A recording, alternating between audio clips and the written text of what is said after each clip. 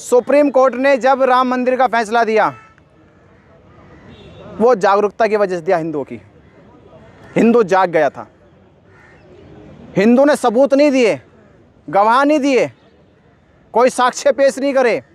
उन्होंने केवल भारत के हिंदुओं को जगा दिया और भारत के हिंदू इकट्ठा हो गए, एकजुट हो गए और सड़कों पे, गांव गली मोहल्ले में बड़े बड़े आंदोलन, बड़ी बड़ी रैलियां निकाली। उसका असर ये आया कि सुप्रीम कोर्ट पे एक सामाजिक दबाव बन गया। हमारे भंते विनयचार्य जी के ऊपर जो केसेस लगाए गए हैं, एक बार भी देश की सरकार ने ये नहीं सोचा कि देश और दुनिया का सबसे बड़ा धर्म बौद्ध धर्म, उनके धर्म गुरुओं पर केस लाकर उनको जेल में डाला जाता है। सर्वोच्च न्यायालय की जो कार्रवाई है बीटी एक्ट 1949 को, जो 13 साल से लंबित पड़ी हुई है, 29 जुलाई को देश और दुनिया के बुद्धिस्टों ने जो सड़कों पे, गली मोहल्ले पे और महाबोधि महाविहार की मुक्ति के लिए बोध गया में जो 90 दिन आंदोलन चला और उसके बाद हमारे ऊपर फर्जी मुकदमे लगाकर 67 दिन की जेल काटनी पड़ी। फिर भी देश की उम्मीद थी कि 29 जुलाई को माननीय सर्वोच्च न्यायालय की तरफ से जिस प्रकार राम मंदिर का फैसला भारत के हिंदुओं की आस्था के आधार पर दिया गया, भारत के हिंदुओं की आस्था के आधार पे, और वहीं महाबोधि महाविहार भारत के बुद्धिस्टों के साथ साथ दुनिया के 56 देशों के बुद्धिस्टों की आस्था, विश्वास और उनकी प्रार्थना का महाविहार है, जिसका सुप्रीम कोर्ट में केस 13 साल से चल रहा और करीब करीब 134 साल से देश भर में इसके आंदोलन को चलाया जा रहा। ये दुनिया का एक ऐसा केस बन गया जहां भारत और भारत के साथ 56 देशों के बुद्धिस्टों के साथ बीटी एक्ट 1949 एक कानून बनाकर बुद्धिस्टों के एक कानूनी अधिकार का उल्लंघन लगातार 26 जनवरी 1950 संविधान लागू होने के बाद तक आज तक किया जा रहा। इन सभी तथ्यों और आधारों के बाद भी हमारी उम्मीद सर्वोच्च न्यायालय की तरफ थी कि 29 जुलाई में कोई बड़ा फैसला आएगा, पर 29 जुलाई को कोई सुनवाई नहीं हुई। हमारे अधिवक्तागण कोर्ट रूम में अंदर गए, जज साहब की ओर देख रहे थे कि जज साहब हमारी फ़ाइल ले गए। उस समय फ़ाइल 40 नंबर पे फ़ाइल थी और वो हमारी फ़ाइल 29 जुलाई को नहीं सुनी गई और तारीख 5 अगस्त उसमें तारीख जो है लगा दी गई कि अगली सुनवाई, अगली कार्रवाई इसमें 5 अगस्त को होगी। तो आज 5 अगस्त है और आज हम सर्वोच्च न्यायालय में पहुँचे। हमारे अधिवक्तागण बनते पूर्णिमा जी, मंजीत नोटियाल भाई और तमाम सभी साथी जो देश और महाराष्ट्र की जो टीम है वो जो चलकर आई, सर्वोच्च न्यायालय की ओर इसलिए देख रहे हैं कि भारत में जब सरकारें अन्याय करती है, जब प्रशासन अन्याय करता है, तो देश के एक आम आदमी के, एक समाज की, एक समूह की उम्मीद बन जाता है सर्वोच्च न्यायालय। उसी सर्वोच्च न्यायालय में हम लोग खड़े, ये गुहार, ये उम्मीद लगा के कि हमारे साथ न्याय होगा, बुद्धिस्टों के साथ न्याय होगा। हम न्याय क्यों कह रहे हैं? ये न्याय इसलिए कहा जा रहा है कि बुद्धिस्टों के पास अपना विहार नहीं है, जिसके लिए लिखना पढ़ना भी इतना ज़रूरी नहीं है। इतनी मोटी बात है, सबको समझ में आ जाती है कि हिंदू मंदिर में रहता है, अपने मस्जिद में मुसलमान रहता है, चर्च में ईसाई रहता है, तो बुद्धिस्ट टेम्पल यानी महाविहार में बौद्ध रहने चाहिए, बौद्ध भिक्षु रहने चाहिए। पर ऐसा नहीं है। 1949 में 9 सदस्यों की कमेटी बनाकर उस समय बुद्धिस्टों का ये धार्मिक अधिकार छीन लिया गया और भारत जहां बुद्ध के नाम से विश्व में जाना जाता, पहचाना जाता है, वहां वहीं उसी देश में बुद्ध के अनुयायियों के साथ लंबे समय से अन्याय किया जा रहा है। 134 साल से इनकी पुकार, इनकी आवाज़ सरकार नहीं सुन रही है। तो 13 साल से सर्वोच्च न्यायालय के पास भी हम लोग खड़े हैं। यही उम्मीद है कि सर्वोच्च न्यायालय से कुछ अच्छा होगा और बीटी एक्ट रद्द होगा। भंते जी, इस बार आप लोगों के माध्यम से इस आंदोलन को देश विदेश तक पहुंचाया गया। ऐसी क्या मजबूरी रही कि आनन फानन में 25 सदस्यों की एक कमेटी को नियुक्त कर दिया गया सरकार की तरफ से, और उसमें जो भारत के अंदर कह सकते हैं कि एक ऐसे बौद्ध भिक्षु जो शरणार्थी हैं उनको भारत का प्रतिनिधित्व सौंप दिया जाता है। जब हमने देश में और विदेश तक ये आवाज़ पहुंचाई कि महाबोधि महाविहार केवल भारत का नहीं है, वो वर्ल्ड हेरिटेज है, पूरे विश्व के बुद्धिस्टों का एक पवित्र शांति का, मैत्री का महाविहार है, जहाँ पर सिद्धार्थ गौतम को ज्ञान की प्राप्ति हुई और संसार के लोगों को तथागत बुद्ध के उपदेशों को सुनने का जो लाभ मिला, उस लाभ से भारत विश्व गुरु हुआ। ये आवाज़ पूरे देश और दुनिया में पहुंची और हमने कहा कि ये भारत के बुद्धिस्टों के साथ नहीं, अंतर्राष्ट्रीय बुद्धिस्टों के साथ भी ये अन्याय हो रहा है। और सुप्रीम कोर्ट में हमारी कार्रवाई तेज़ी से चल रही थी और देश में आंदोलन बड़ी गति से चल रहे थे। उसी को कमज़ोर करने के लिए या हमारे मुद्दे को कमज़ोर करने के लिए सरकार ने एक योजना बनाई।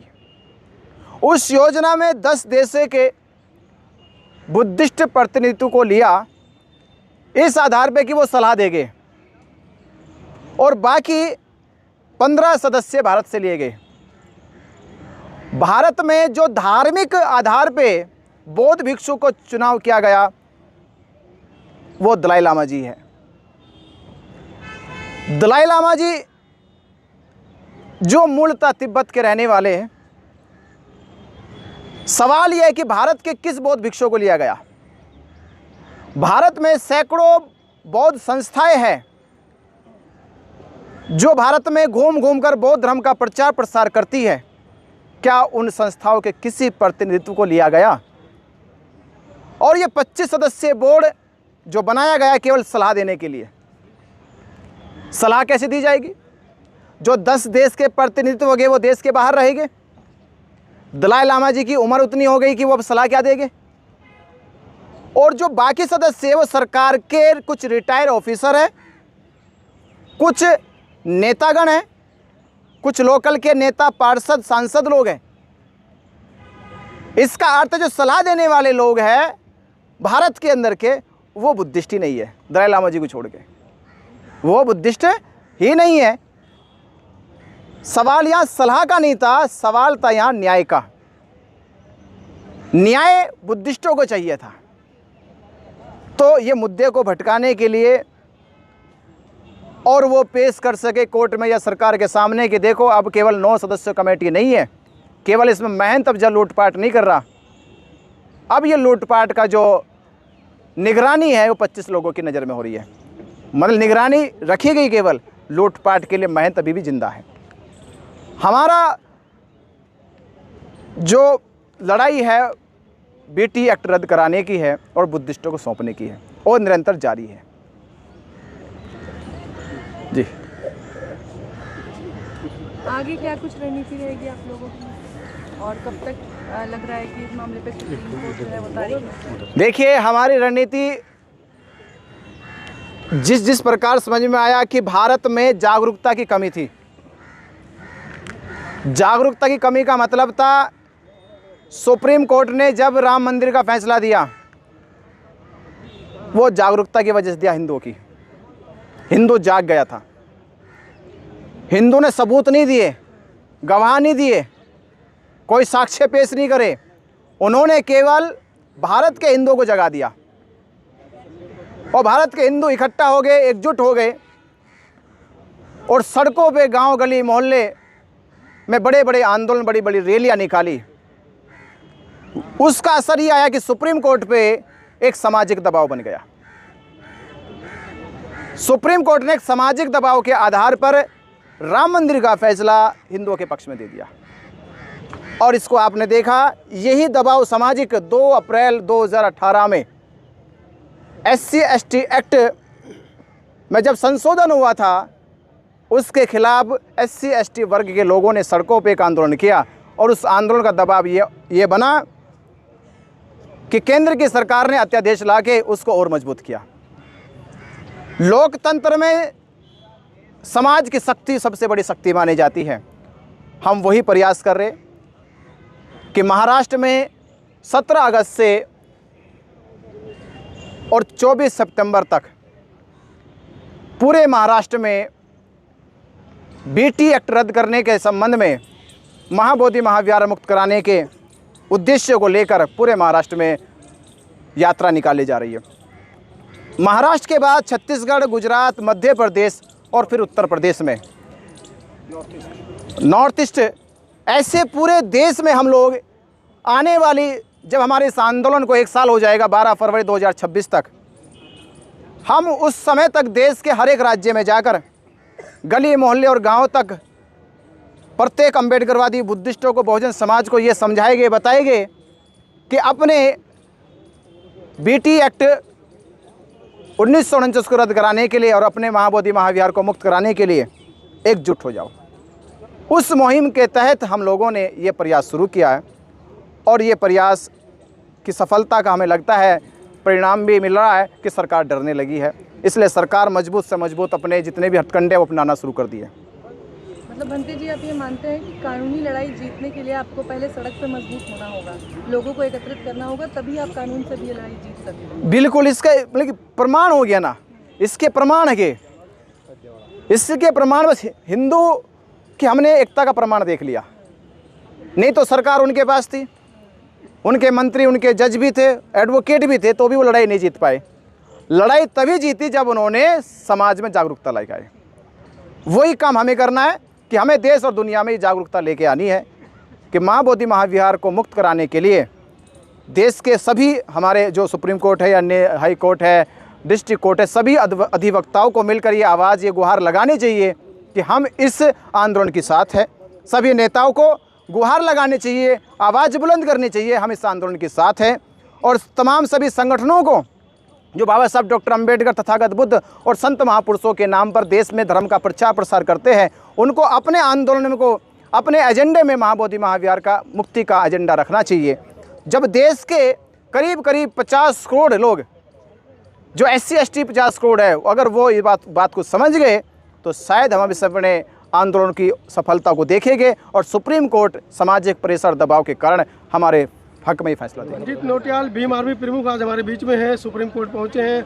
मंजीत, किस तरह का मामला है, क्या पता चला है आज महाबोधि महाविहार को लेकर जो तारीख थी?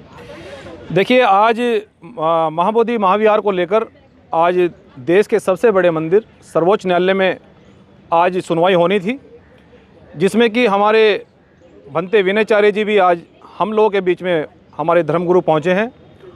और ये लड़ाई संपूर्णता को बचाने के लिए है, ये लड़ाई बौद्ध धर्म को बचाने के लिए है, ये लड़ाई देश की राष्ट्रीय धरोहर जो बोध गया में कई सौ वर्षों पुरानी है उसको बचाने के लिए है। और बाबा साहब डॉक्टर अंबेडकर ने कहा था कि जब आपके साथ में अन्याय हो, काशीराम साहब कहते थे कि आपकी सरकार हो या ना हो, एक लड़ाई आप रोड पर रखना, लेकिन बाबा साहब डॉक्टर अंबेडकर ने कहा था कि आप अपनी लड़ाई को न्यायालय में भी जरूर उपस्थित रखना। आज हम लोग देश के सबसे बड़े मंदिर माननीय सुप्रीम कोर्ट में आज गुहार लगाने के लिए आए हैं, जो कि यहाँ पर ये केस लगभग 10-12 साल पुराना चल रहा है। आज सुनवाई होनी थी, परंतु किसी कारण से वो नहीं हो पाई।